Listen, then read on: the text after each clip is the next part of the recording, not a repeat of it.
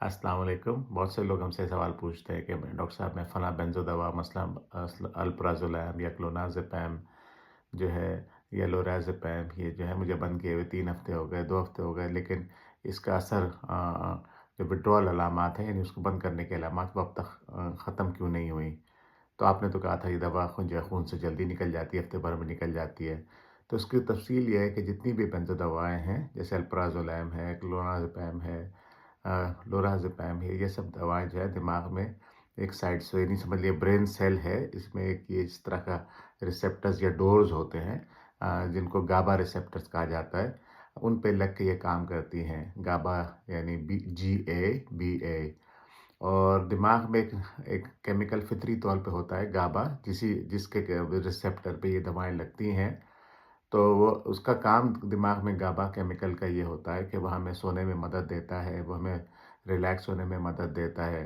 लेकिन कोई जब तो ये हम सब के दिमाग में कुदरती तौर पे केमिकल पैदा होता है और काम करता है।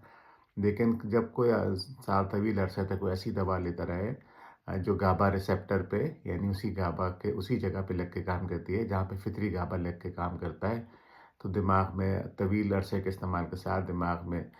गाबा केमिकल जो है इसकी पैदावार कम होने लगती है। इसके अलावा इसके रिसेप्टर्स भी कम होने लगते हैं, यानी वो जगह जहाँ पे लग के काम करता है केमिकल वो जगह कम होने लगती हैं, रिसेप्टर्स कम होने लगते हैं। तो उससे होता कुछ अरसे के बाद ये है कि दिमाग आदी हो जाता है ज़हनी तौर पे भी और जिस्मानी तौर पे भी।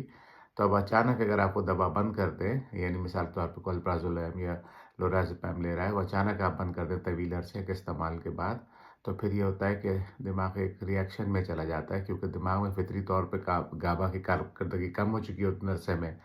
तो बहुत शदीद रिएक्शन में चला जाता है। इसमें शदीद घबराहट होती है, नींद उड़ जाती है और यहाँ तक कि मिर्गी के दौरे भी पड़ सकते हैं। तो इसी और ये दवा